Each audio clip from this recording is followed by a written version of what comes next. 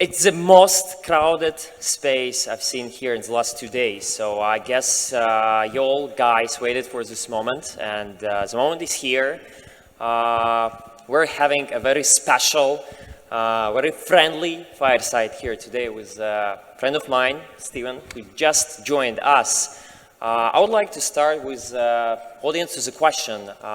Please raise your hand who actually seen any of Steven's podcast, any of his Dragon's Den shows. Or if you haven't also, go, please go.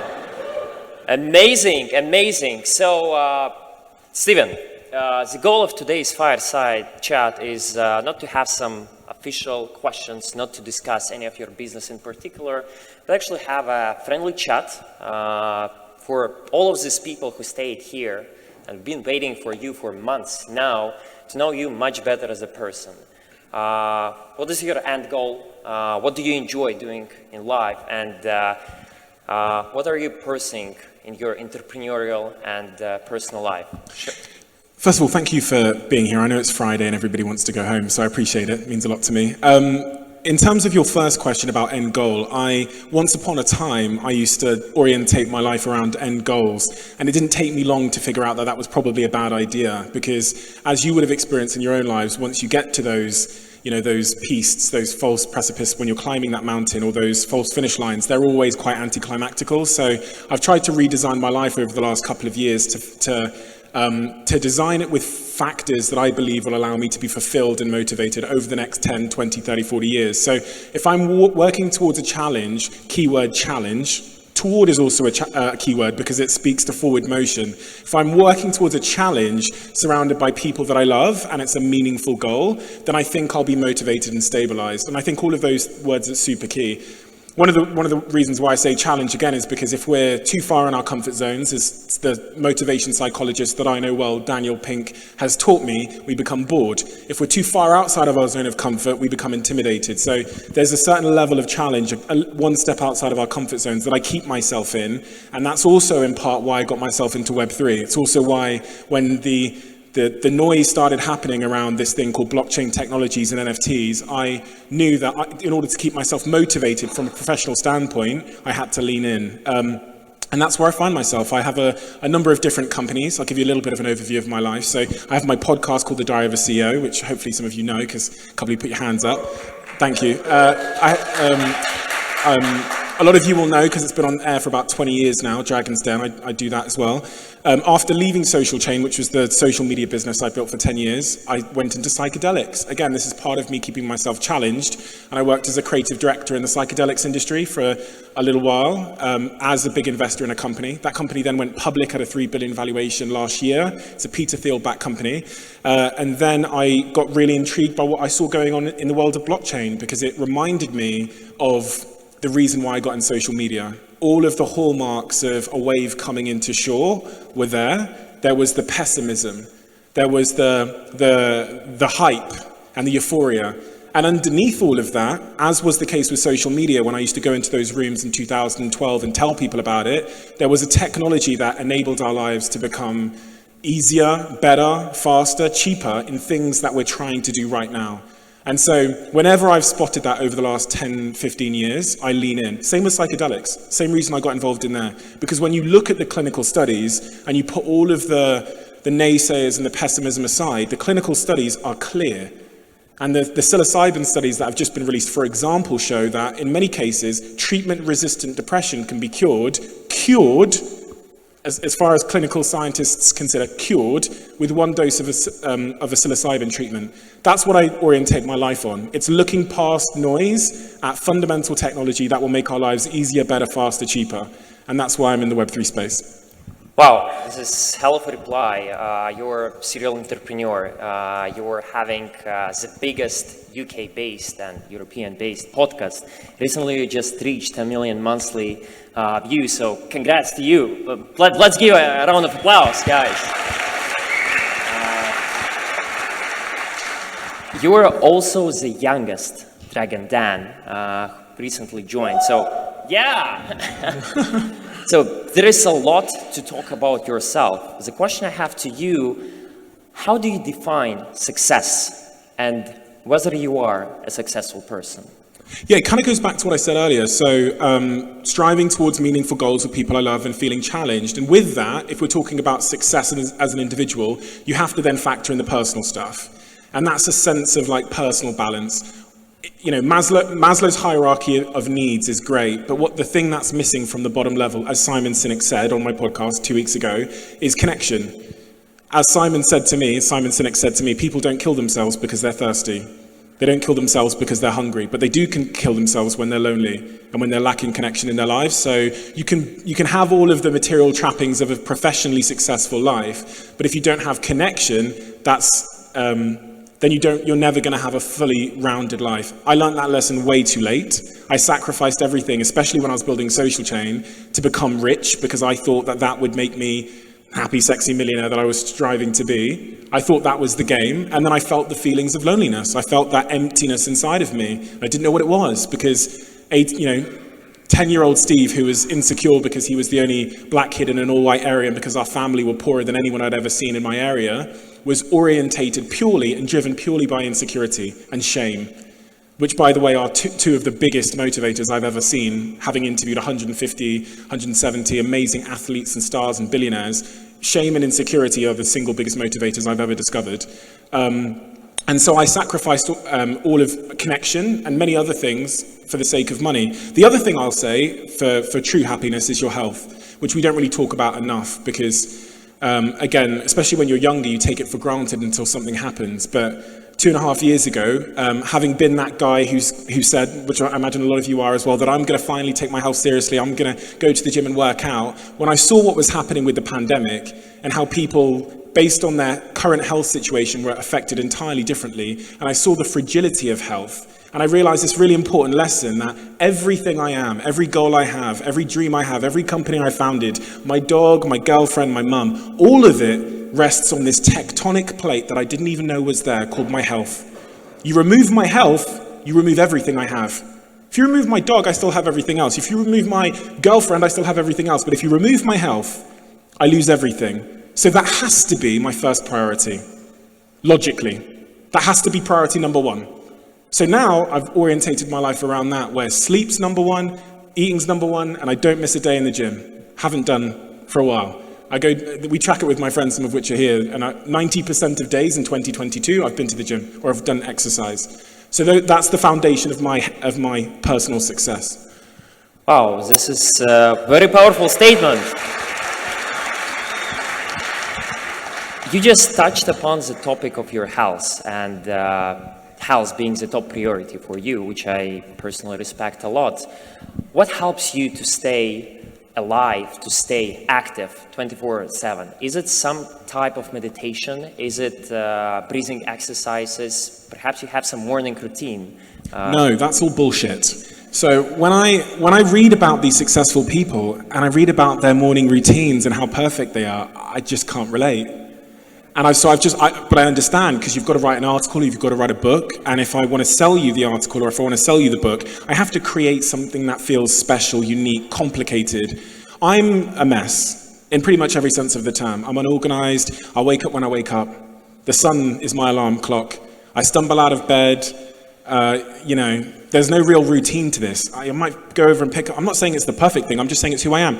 I'll go over, look at my phone straight away with one eye open. I hear in the success books you're not supposed to do that. Here you're meant to do like yoga, sit there, journal, go for a jog, like spin around 3 times and tap your head. I've never done any of that nonsense, and it's been fine for me. So I can't relate to all of that stuff. And life is really much simpler. Like when we seek to understand how to live our lives in an optimal manner, we don't need to look forward, or we don't need to look into these complicated courses and systems. We actually need to look back. Which is like, how did our ancestors live their lives? They lived in small groups, connected with each other. They moved their bodies every single day because they had to. They didn't rely on tapping a glass screen to get their food, or to find a date, or to talk to their friends. Connection was central to the way they lived their lives. They ate food that they could catch or find in the ground, water, sunlight, nature, another huge one that I never appreciated before. But then I read about these studies in prisons where prisoners looking out on concrete versus prisoners looking out on a tree had a 30% difference in their rate of depression. So I try and think about the fundamentals, like eat well, sleep well, move my body, spend time with my friends and family. Outside of that, it doesn't need to be much more complicated than that. Got it. Who is your mentor right now? I don't have a mentor because we have this thing called the internet. And I think I have to say, I think this narrative that you need a mentor is actually counterproductive, because you wouldn't believe how many young people DM me and say, Steve, I have this huge idea, but I haven't found a mentor yet. As if they're trapped in a jail and the mentor is the key. I understand that thinking in a pre-internet world, but in a world where you have you have every podcast, you have Elon Musk, Mark, you have all of everybody in that glass screen. I think we've overstated the value of a mentor. It doesn't mean that they're not valuable at all. It just means the most important thing is actually teaching people, specifically young people, how to go and find information, how to research information, because you have, as I said, you have all the world's greatest minds talking in front of you, writing books online, recording podcasts. But I do actually believe that when I get those messages from young kids that say, I have this big idea, but I haven't found a mentor yet, so I don't know, like, how do I find a mentor, Steve? I actually think it's something else. I think it's the same procrastination you see when you know you've got to you've got to do that big piece of work or that essay, but you end up going and washing the dishes. It's because we procrastinate when there's psychological discomfort associated with a task and we don't feel competent yet with starting it. So sometimes we find reasons why we can't start yet. And that's what I think it is, because I think you know how to Google. So I think coming to me with a fake problem, like, oh, I can't start yet because I haven't found a mentor, I think that's a nice way to justify someone's own procrastination. I mean, it's really fascinating for me personally, coming from you, that being productive, let's say, being successful doesn't require you to be that organized, that structured, as you just mentioned. As long as you know you're not that thing. Exactly. Self-awareness is the key. So imagine if I didn't know I wasn't organized and I tried to build a business. Imagine if I didn't know my weaknesses and tried to build a business. Then we're all fucked, right? But I know what I'm bad at, and I also know what I'm good at, and so I mitigate the potential risk of my deficiencies by putting people there that are way better than me and them telling me what to do. And that's really it. This is great. I've thought about this over the last couple of months and years, that I'm really good at a very simple and small amount of things. But because I've doubled down on that thing that I'm really good at, like I'm not good at English, maths, I'm not good at these things, but I've tripled down on the thing that I'm good at, and that's been enough for me in my career. And Jimmy Carr came on the podcast and he said, listen, we don't need any more people that are shit at physics. We don't need any more Ds in physics. If you're getting a D and an E in physics, forget it. Just go and double down on the thing you're good at. And there's a lot of wisdom in that crass statement.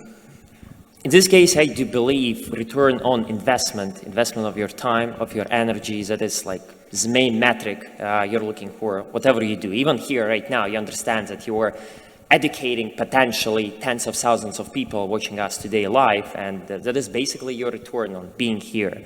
How do you evaluate these opportunities in traditional business, in Web2 world? What are those factors you're looking for whenever investing in some projects? Is it the way to onboard people? Is it some kind of way to educate masses who do not have this equality that, for example, you and me here in Europe have, or it's something different for you? So on to your first point about time, the further I've got in my career, the more I've realized that time is literally the center point of my influence, and how I allocate it every day is the only thing that determines my outcomes.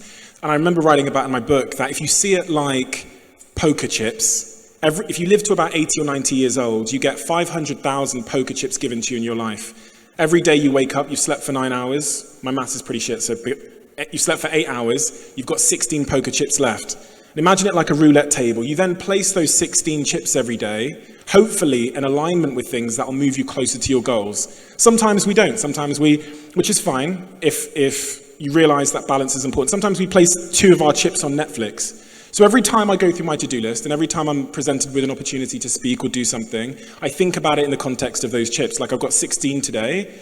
I spend them today, the roulette wheel spins, and it gives me a return based on how I've placed my chips. I have 500,000 of these chips in my life that are going to determine all of my outcomes across my professional, my relationships, my businesses, everything. So you get much better at saying no when you realize the finality of your life. This is something I don't think people understand, is I don't think we really understand that we're going to die. I also don't think we can comprehend the idea of infinity, but I don't think we can comprehend the idea of finality, that we are going to die. And that every one of these precious moments is the only currency we have. You can never get more of them, you can't buy more of them. Work on your health, you might earn a few more. And then to your second question about, so that framework has allowed me to say no to things much better and to focus myself, but also our teams on, as we call it at Thirdweb, what our A+ problem is. What is the number one thing that we should be focusing our energy on if we are to achieve our objectives? And then your second question was about how my sort of investment framework. When I'm making investments, it's all about people.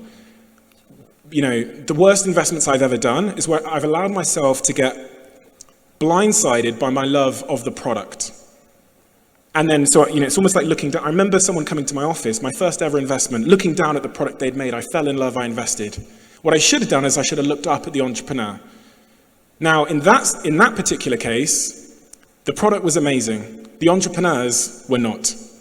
And it's quite an interesting story because it ends up failing. The company fails, the entrepreneurs behind it do some pretty criminal stuff. And then a management team comes in and takes on the product.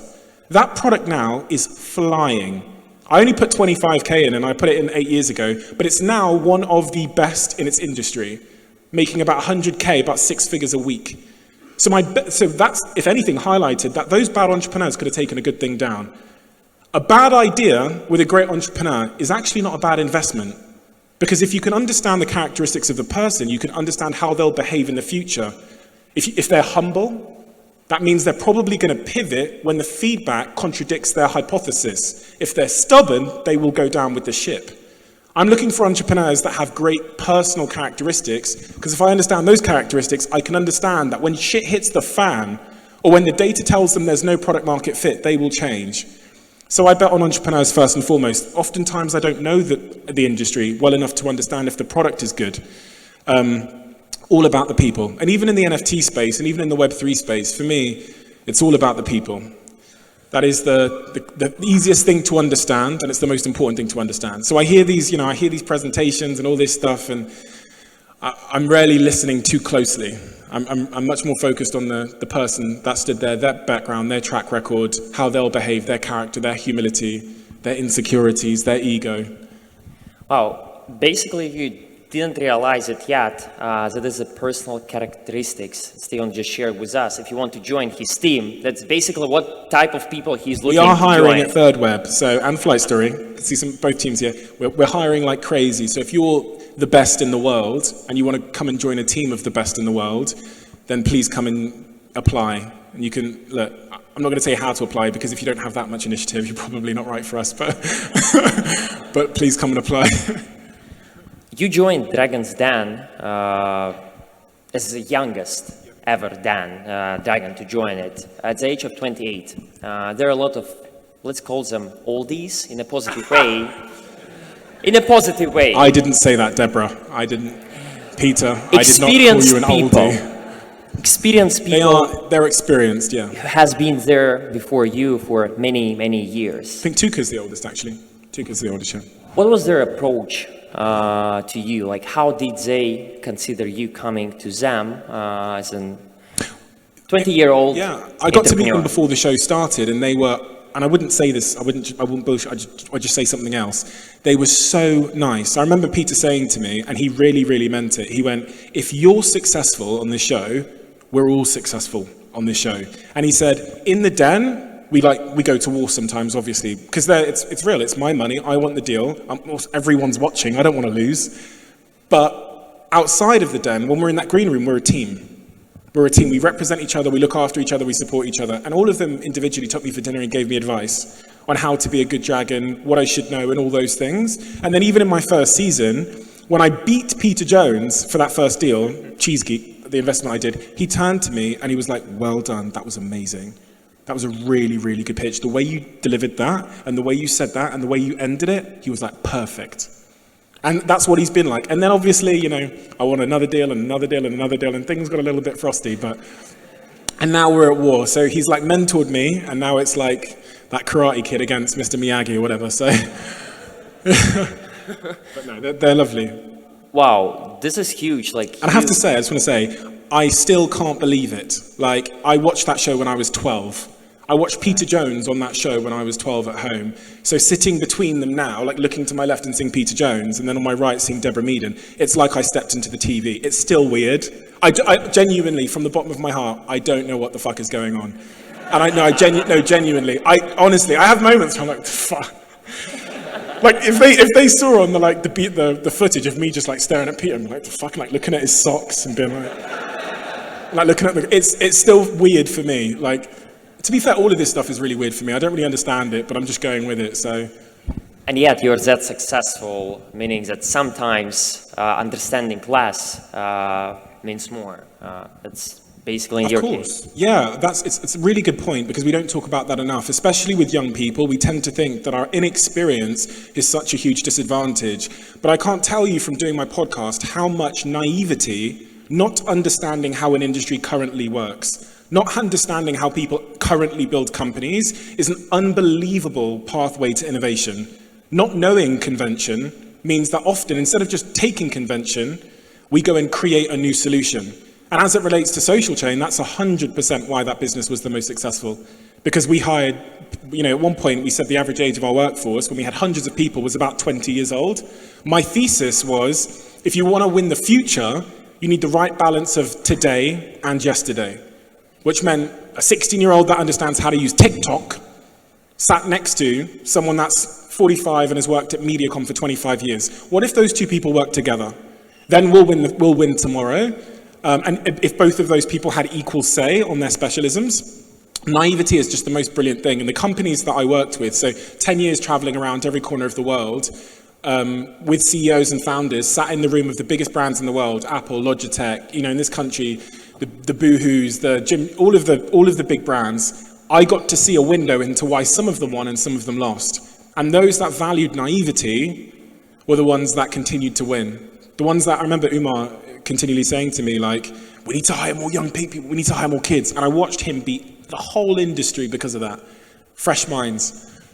What you just mentioned, connectedness between people, like cooperating with each other, growing together, that is basically the definition of Web3. The space is still small, still early, still that instead of competing in this red ocean, just like traditional businesses, you can see it everywhere. Social media, financial banking, like the traditional finance and stuff like that. In Web3, we're complementing each other. We're still early, a couple of million people there. Recently, you had another huge achievement in your portfolio. You raised $24 million for your startup, Thirdweb. It's currently valued at $160 million. You joined the space relatively not that long ago. The question from me to start this topic of Web3 is, what is your thesis for this space? Is there something specific you're looking here to be in 5-10 years from now?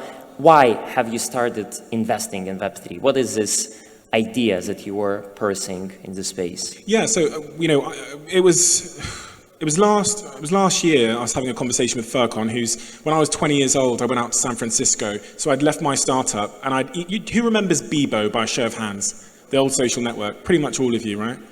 50%. So I'd left my startup. I sent a cold email to Michael Birch, who was the founder of Bebo. And I'd just seen Michael had bought back Bebo for $1 million.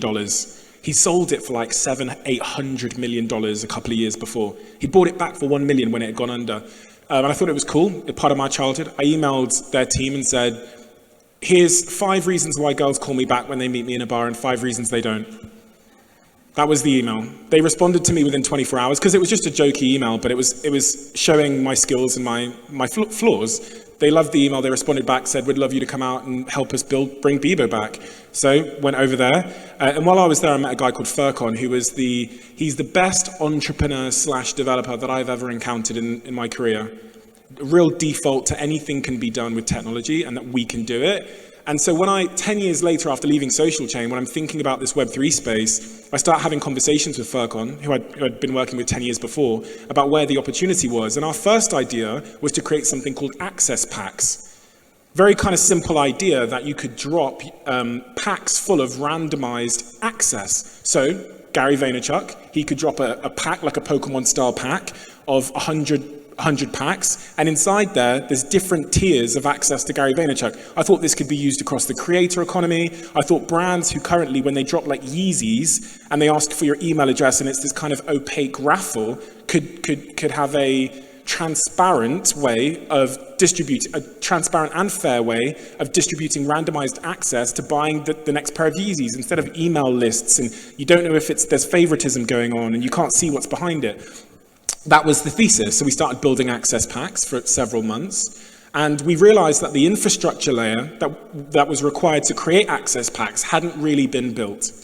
And so I remember Furcon calling me and saying, because there's a real deficit in that infrastructure layer, and because we're having to build it, what we've actually created is the entire infrastructure platform that anybody would need to create an access packs or an app of their own. So instead of building access packs, why don't we just build out the infrastructure layer that's missing, which will allow developers, the next 10 million developers that are coming into Web3 and that are having to learn new coding languages and hire people and take years building out that infrastructure layer themselves. Why don't we build it? That's a much bigger challenge. It's a much riskier challenge in terms of an entrepreneurial pursuit because it tends to be a winner-takes-all environment, like your Stripes or your AWSs. And thankfully, because of the phase that we are in our careers, and there's, Nacho's here from the Thirdweb team as well, we wanted the bigger challenge. We thought, let's just go for the whole infrastructure layer, and that's what Thirdweb is. It'll allow anyone that's building in Web3 not to have to do all of that work and waste years of their time, give you the tools you need to deploy, build your own Web3 applications using our platform, our SDKs, and our other features. So, and it took off. That thesis that Furcon had was correct, and in a couple of months we had almost 100,000 projects that had been built on top of Thirdweb. Grows every week. Last week was our top week since we'd launched, and we were just celebrating that last night on our all hands. And in many weeks we have millions and millions of dollars flowing through smart contracts that have been built on top of Thirdweb. And we feel like we're only just getting started. So we announced a month ago that Shopify, Coinbase, and KT Hahn Ventures and Polygon had all invested in Thirdweb, and we're going to use that money to bring in, hopefully, the next 10 million developers into the Web3 ecosystem. Wow.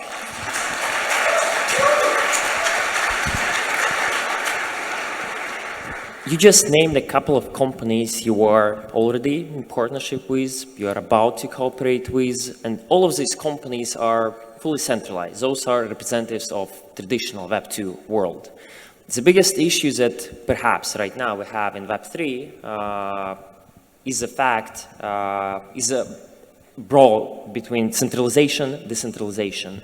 Like, should the content, should the platform, should all your activity identity should be owned by a person itself, should be changed, edited through open code, or still there should be a committee, maybe some entity who is controlling all of it.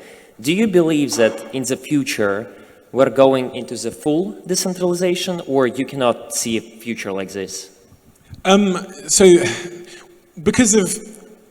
We tend to think, when we have these conversations, we tend to think in really binary ways, like it's going to be one or the other, and I just don't think that's going to be true.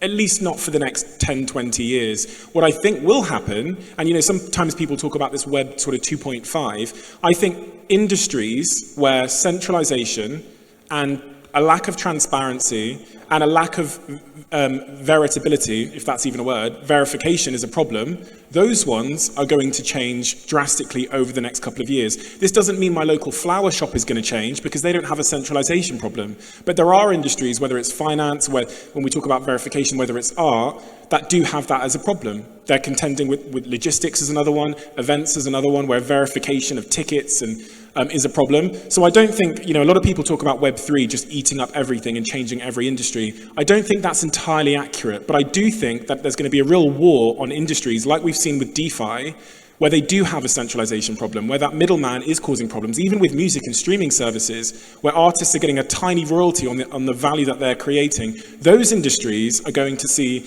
they're going to be absolutely torn to pieces by Web3 and this new technology. Wow, that's an amazing, it's an amazing reply. And that brings me on to a point that I wanted to talk about, which is, you know, let's talk rug pulls. One guy just left.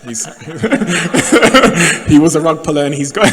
Now, I just wanted to say that when you're assessing the value of an NFT project, you should assess it on the basis of what I've just said, which is how does the underlying technology, that is the blockchain, do something here that couldn't be done in Web 2? What is it solving for? This NFT project. So if I said I'm launching an NFT project and it's going to allow you access to some great events, well, why do you need the blockchain for that? And that's the question you should be asking. The characteristics that make the blockchain special and all of it that it enables, transparency, decentralization, verification, if the NFT project isn't using those three things to create a better solution, then it is probably a rug pull. If it just looks like a rock, it's probably just a rock. Do you know what I mean? And it's hard in these moments of hype and euphoria to see through that and to really ask yourself that question. Another way of saying it is like, could this have been done in Web 2? If it could have, then it's probably not going to last in Web 3 because it's not tapping into the potential of that underlying technology. And you know, these NFT projects, man, like, in Web 2, let's talk about the world that came before Web 3. When Tim Cook comes on stage, he doesn't start with, the iPhone costs $2,000, here's the box, and here's what we're thinking of doing it, here's where you can buy it. He starts with what they've built. He starts with all of the features, the memory, the battery life, how it's going to make your life better. Then they tell you the price. What we're seeing is in the moment is this kind of inversion of that. No one's starting with the why. They're starting with the what. And that's another thing that it's kind of like my filter when I'm assessing an NFT project. I almost would love us to get to a place with NFTs where we don't talk in terms of roadmaps. Because a roadmap is a promise. I would like to get to a point where we talk in terms of value. Because if Tim Cook comes on stage and goes, I'm going to sell you the packaging today, I want the money now, and we'll work on it over the next 5 years, the iPhone, none of you would go for that.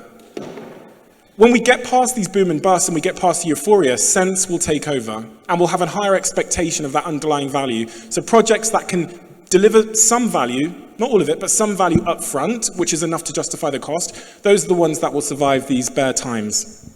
And I absolutely love it. I would like to take a pause for a couple of minutes from Web3 and just give you some props in a sense. I haven't realized how big of a deal are you based here in London till the moment I landed here. In the last 2 days at the conference, I was approached by, I believe, like 100 people just coming to me who I've never met before and asking some questions that I can bring on stage here today. Logically, I cannot bring all of those, and I even had a chat with some of your Thirdweb representatives and asking them, what is one thing you would like to ask Steve? The reply was nothing. If I need to ask something, he's responsive. I can just message him right now. I'm going to get an answer in a couple of hours. But at the same time, there are some of cool questions that I promised ZebuLive team to bring on stage. So just a quick quiz, 10 questions, no way for thinking. You answer like this. Okay, quick fire. Sounds good. Okay. What is your favorite color? Black. Easy. What is the last book you read? Lost Connections by Johanna Hari, which is all about the 9 real reasons why we're depressed and anxious. And fundamentally, it's about connection. So. Okay. What is the CEO of your dream to bring to your podcast? Only one.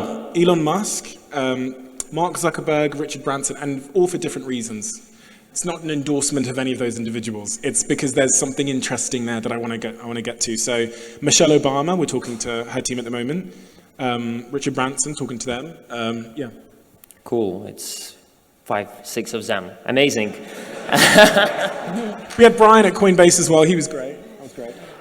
Be honest with us. Who is the most friendly dragon? Oh, friendly probably. They're all so friendly. Like Peter. Off stage. I mean, on stage, me and Tuka always go to war because we're like it's like two worlds colliding. It's like Web 1 and Web 7 colliding or something. There's Peter Jones, and that would probably surprise you. But I remember in the first year, like if he wants to go for a cigarette, him leaning over to me and going, "You wouldn't mind if I go for a cigarette, would you?" I'm like, "What the fuck?" I'm like, "You have permission, Peter, to go." Like, I couldn't believe it. He's such a gentle giant. He's a quite tough guy on screen, but he's such a sweet man, honestly. Such a sweet man. So I'd say Peter. Love it. What is the worst investment you've ever made in your life? I was thinking of like ex-girlfriends and stuff. You answered it. Nice. Whenever I invested in something I didn't understand based on someone's word. So because what ends up happening, especially if it's a public company or if it's an NFT project, is when it goes down, you haven't got your own thesis to keep you calm. So you'll panic sell. So it will always be investing in anything where, when I'm doing it based on someone's word and I don't really understand what's going on there. Luna, like I didn't invest in Luna, but that's a good example of where a lot of my friends were like, "Go on, invest in it. I'm getting 20% yield on this," and I was thinking, I don't really understand it. How can you get 20%? That seems like magic, And then that story didn't end well, but yeah. And so I've done a few investments in different areas where I did it based on someone's word, and I've always regretted it.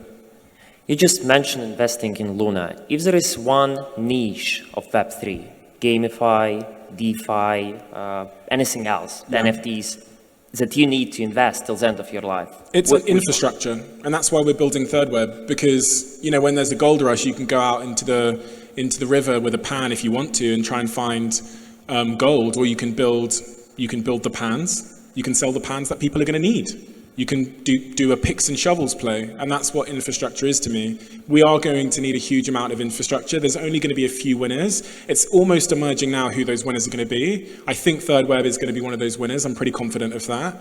And so if I was deploying capital now, I know these companies that are the infrastructure players are going to be worth tens of billions because it is a winner-takes-all space. So I'd be investing in infrastructure companies like Thirdweb. Would you move to Mars in 2040? Say that again? Would you move to Mars in 2040? No. No. Not until like 100,000 people have gone and come back, and I've had a chance to speak to them. Would I take that risk? And why he wants to be in Mars? What's there? There's nothing going on there, right? You've got to wait till it's a bit of a party. If you want to interview Elon Musk, most probably he's there. I don't think Elon's going to go in 2040. I think he's going to hang around. Okay. I think he says he wants to die there, doesn't he? Kinda. That's what he said, right? Yeah. What is your favorite series, if you ever have time? I just don't watch anything. But I watch really obscure things that you'd probably want to check. I was going to say check my hard drive. But I watch really strange things like police interrogation videos. I'll spend like 2 hours watching a police interrogation because I find it fascinating how someone can walk in, and it's almost probably linked to why I do my podcast.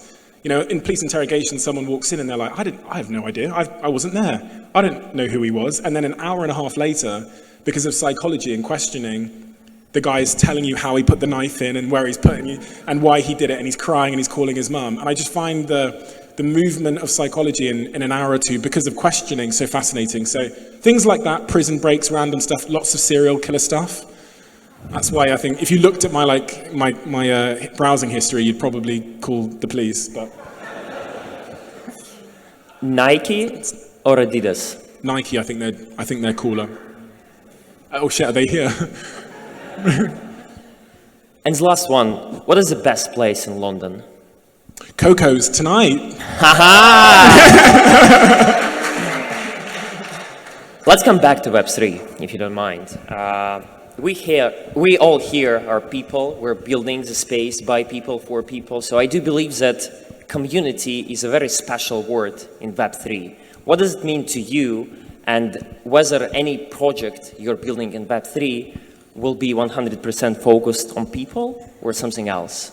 Yeah, so as I've said earlier, the amount of times I've mentioned connection in this talk, and I've talked about it being the bottom level of Maslow's hierarchy of needs, or at least it should have been, connection is something that we all are seeking, and it's also something that's in decaying supply in the world because of the way we live our lives. There's this interesting study where they asked Americans, how many people have you got that you could turn to in a time of crisis? They asked this question pretty much every year. 15 years ago, the answer to that question was 3. Today, the medium answer to that question is 0. And that speaks to why community is so unbelievably important, going back to our tribes and things like that. And when you're building something, when you're building a business or you're building something in Web3 or a project, having people around you that can hold the weight of the challenges with you and share that weight with you and help you understand and feel supported and understood and heard, it cannot be understated. And so there are some great projects in Web3 that are just about great community. And I'm bullish on those things. It's part of the reason why going outside and having the drinks in the foyer or going to Coco's tonight is of any value to any of you because of its community. So yeah, it's super important. And I'm building my own project, which, based on what I've said earlier, I probably shouldn't shill until I've done it. But and it's hoping to give entrepreneurs that sense of community. So we're working very hard on that, working very hard to find the right partners, and there'll be basically a community of 10,000 entrepreneurs that we hope to be able to take around the world with us to various places like Necker Island. I'm letting all the cats out the bag here, but it is what it is. I know the team are here. And give them the community, the support, the network that some people are fortunate enough to have over there in San Francisco because of their geographical location. But how do we do that for tens of thousands of builders and entrepreneurs in a more distributed way? Online using the blockchain. Love it. It's going to be called DOAC Founders Club. So. Cannot agree. DOAC, .co, Founders Club. So it's going to be a club of founders, about 10,000 people. And we're taking an approach where we don't want to release a roadmap. So I want the thing to be complete when we launch it. So you know exactly what you're getting in terms of, in terms of all the tiers and all the utilities. So. And you're launching it through NFTs? Yeah. Any DAOs there Launched as well? on Thirdweb, of course. Any DAOs there as well? Any? DAO. We're considering that at the moment, but where we are at the moment is we've literally spent about 1.5 years because I'm obsessed with creating something that's like truly useful that couldn't have been done in Web 2. So, yeah. Yeah, I'm going to address the audience right now. I know that we're running late, but I'm going to do some things that I do believe ZebuLive team is not going to go against. I'm going to ask you, should we go for another 15, 20 minutes? Can they ask some questions? We're still going to have some time for questions. There are going to be questions to the audience. Should we go with it? Yes, let's do that. Yeah. This gentleman here. Steve, I've been following you for a while. I'm listening to your podcasts. I'm fascinated by your sharpness, your quickness, your level of articulation. Where is this from? Are you listening to something? Great question. You know, no one's ever asked me that. And so I want to tell you, the reason why I think that's a great question is because it's been so pivotal to my personal success, being able to speak and also to deliver an idea in a crystallized way. And of course, I wasn't born with that ability. So I'll take you back. So 14 years old, my head teacher in my school asks me to do a speech, gives me this piece of paper to read to 30 parents. I'm shaking so much that I can't read the words. My hands are shaking so much, so I just make the words up. Fast forward a couple of years, a guy at Social Chain, my company, says to me, Steve, you should start building a personal brand. Right? And I go, I'm not interested. Because you should let's record a video tonight. This was the first video I'd ever recorded on camera. He takes me to this apartment after work on the Saturday, and it's about 2 p.m. So in the video, it's only a 2-minute video we're recording. You'll see it's light outside. I sat there for 7 hours trying to record that video. So the 2-minute video in the background goes from light to dark, from day to nighttime, because I just couldn't get the words out. I didn't know what to say. The thing that changed the game for me is at one point I decided that I was going to start writing quotes every day.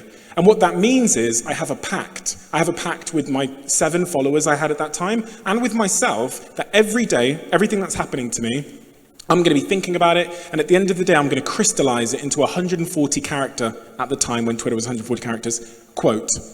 And because I had that obligation to write my ideas down and to frequently go on video and record myself, after 7 years of spending pretty much every day thinking about what's happening to me, in the case of the Diary of a CEO, then trying to crystallize it into ideas and record it on a Sunday, or writing it into short quotes that people could relate to, and continually for years getting the A/B testing feedback and looking at the analytics. That continual repetition, because I had an Instagram to run and a vlog on YouTube to run, is the reason why I've been able to deliver ideas in a succinct way and to speak in a much more succinct way. I cannot underestimate the importance to you. I can't understate the importance of like having some way where you are obligated to produce content, whether it's in a journal on a Medium blog, whether it's in your own diary and then you're going to turn it into a little picture for LinkedIn every week, some way where you're forcing yourself. Because if you don't force yourself, let's be honest, it will never be a priority. And it's been the single biggest unappreciated driver of my personal success, has been forcing myself to think about what's going on in my life, turning it into an idea, and then posting it somewhere. And especially as it relates to the Diary of a CEO, because we all go through life, right? We all have 7 days in a week. But the wisdom you garner from those 7 days is different. Some of you never even think about what's happened to you, why you reacted like that with your partner. If I have a bad reaction to my girlfriend, I'm then on air talking to a relationship psychologist or writing it in my diary to try and make a quote out of it. So I'm getting more wisdom in those 7 days because I'm looking at what's happened, I'm turning it into a truth, and then I'm having to post it. Genuinely. I don't know if I've been able to impress upon you how important that's been for me. That's why I said it's such a good question, because I've only figured out that in hindsight. I've only figured out that I thought personal branding was all about like views and followers and selling whatever. No. It's the best exercise in personal development you'll ever find.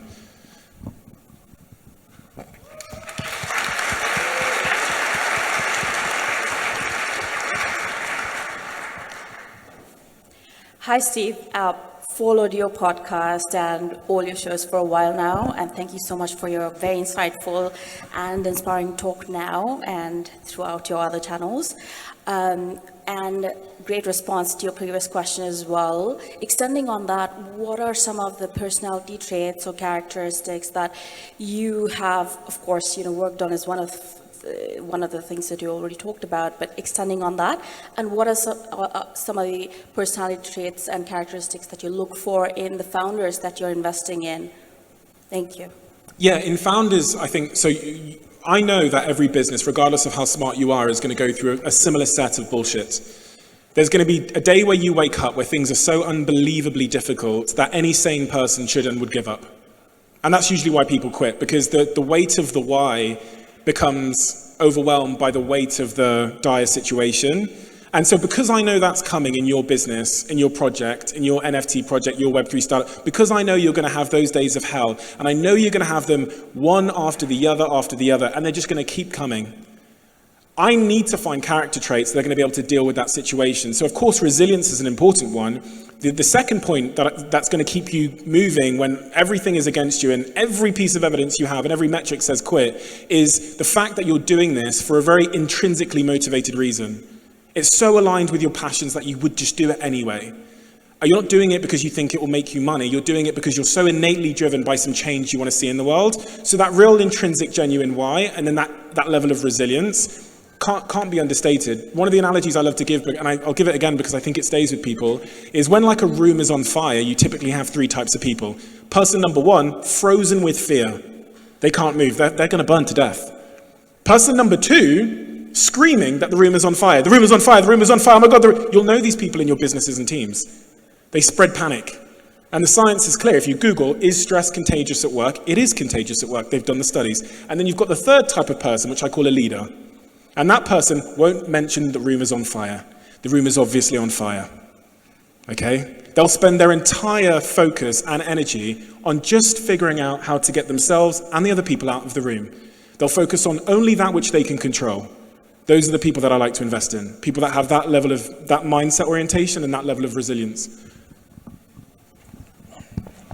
Let's go with some questions from the back so that it's equal to everyone.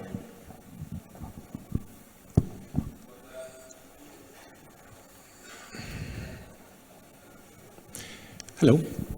Hey, Steven, thank you for being here. First of all, I also enjoy YouTube videos about criminals being interviewed. So my wife said I'm super weird to watch them. Now I can say you watch them as well. Maybe we're both weird. Second of all, I was myself in a fire with many people, so I can tell you the three reactions described are very accurate. There were all types of people panicking during the fire. My question is about, you mentioned that when you see an NFT project, you want to make sure that that's something that cannot be done in Web 2, right? That can be done only in Web 3, otherwise it's probably not a great project. My question for you is, what type of projects cannot be done in Web 2, can only be done in Web 3? Can you give a few examples of what are those? Because I have a hard time picturing them, because for me, everything can be done in Web 2 as well. So which one are the ones that cannot be done in Web 2? Well, anything that relies on what the blockchain enables. So the blockchain enables a new level of decentralization. It enables a new level of transparency. And it enables a new level, especially with non-fungible tokens, a new level of verification, amongst many other things. So if there are situations like with logistics where you're tracking something and how it's transacted across the world, or like ticketing, where you have a verification problem, or like art, because people can fake art, or even, you have it in wine as well. The fraud within the wine industry is horrendous. All of those industries that have problems that the blockchain enables will be completely disrupted by Web3 and the blockchain. Yeah, hello, Steven. Yep. Is there? It was so interesting. Thank you so much.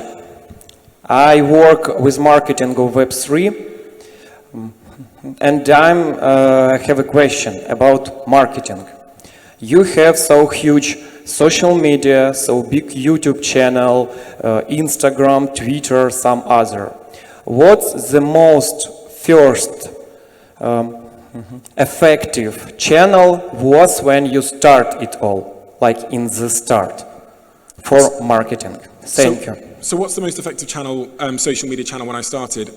It really depends. So effectiveness is decided by what your objective is. So if you're trying to be a musician, I would imagine the answer would be one of the music channels like SoundCloud or Bandcamp or one of those channels. For me, I was trying to market a B2B social media agency. And where does that audience live? And what's the most cost-effective channel that will allow me to reach them? For me, the answer was LinkedIn. LinkedIn actually came in pretty late in social chain's life, but LinkedIn is the most important.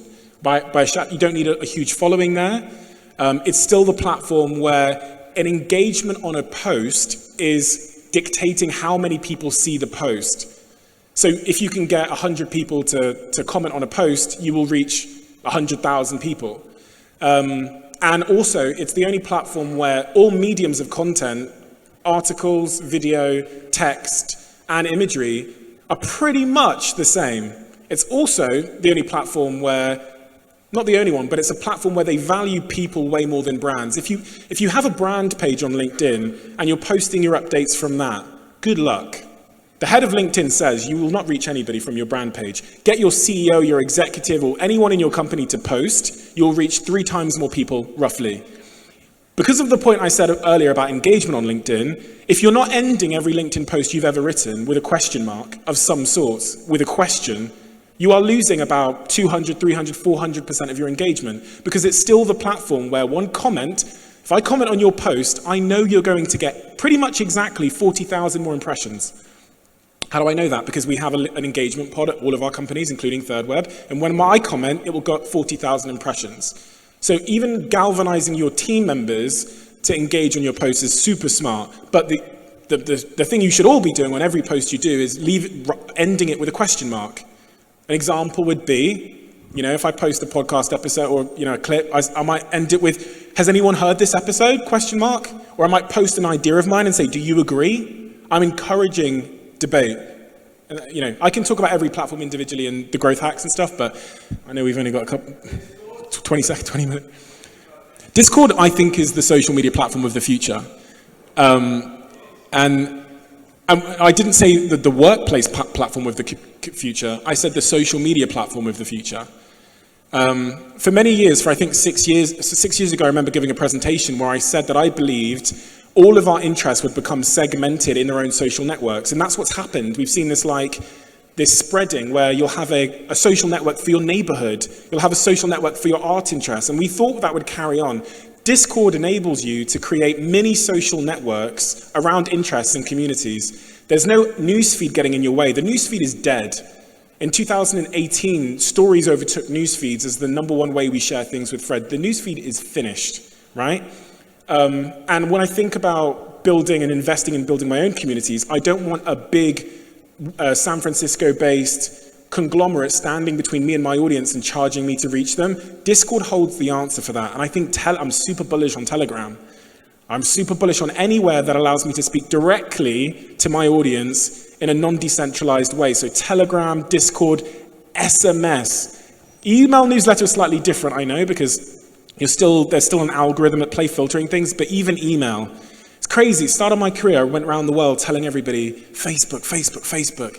And then as I got to the tail end of my social media career, I found myself on stage talking about the potential of sending things in the post. Why? Because we've been let down. We thought that when we built an audience of 1 million Facebook likes, we could reach 1 million people.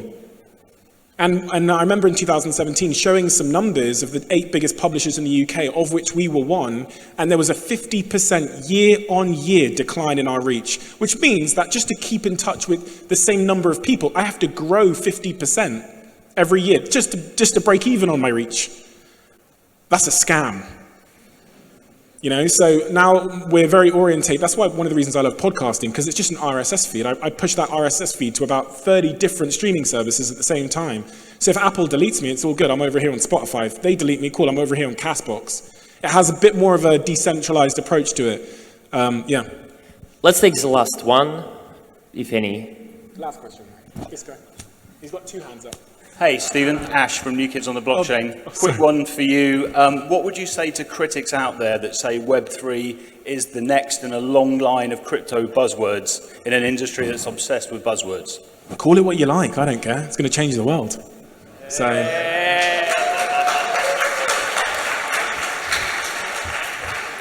I don't think we should get caught up in terms. Terms are whatever. It's just that was just someone's idea. You know, to try and group what was going on. The term doesn't matter. That's not what I'm interested in or investing in or committing my life to. I'm really obsessed with the underlying technology and how that will make everyone's lives better across various industries in all corners of the world. So. I guess that's all.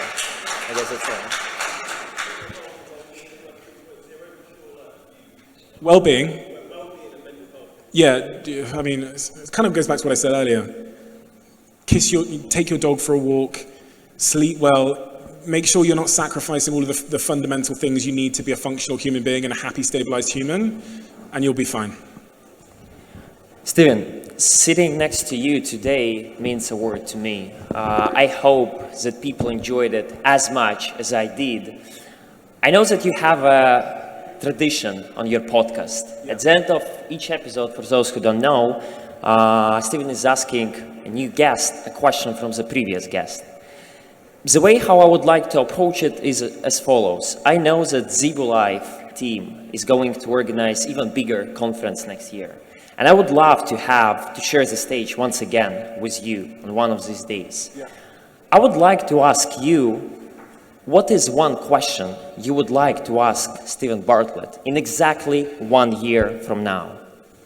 I would ask him, the question would try and get him to be really self-aware about all the downsides of everything. So the downsides of what he's saying, the downsides of how he's living his life, the potential downsides of the companies he's building. It would be, if I had to leave you a question to ask the next person, it would be something like, tell me 3 reasons why the thing you're currently building is going to fail.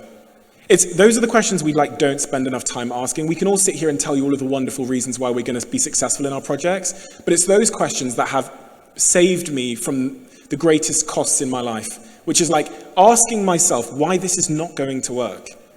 If you're aware of that, if you're able to have the humility to look past your own romantic hypothesis about what you're doing and how you're living your life, then I think you can really be successful. So what am I wrong about? What have I been wrong about in the past? What do I suspect I might be wrong about now in my business, in my personal philosophy, in the advice I've given you today? Because I think if you know that stuff as well, if you can point at some of those things, it's a high degree of self-awareness. I hope that exactly in a year from now, we'll be able to ask you the same question here. It's been a pleasure. Thank you so much. Thank you for waiting, everybody. It means a lot to me. Thank you. Thank you. Thank you, Steven.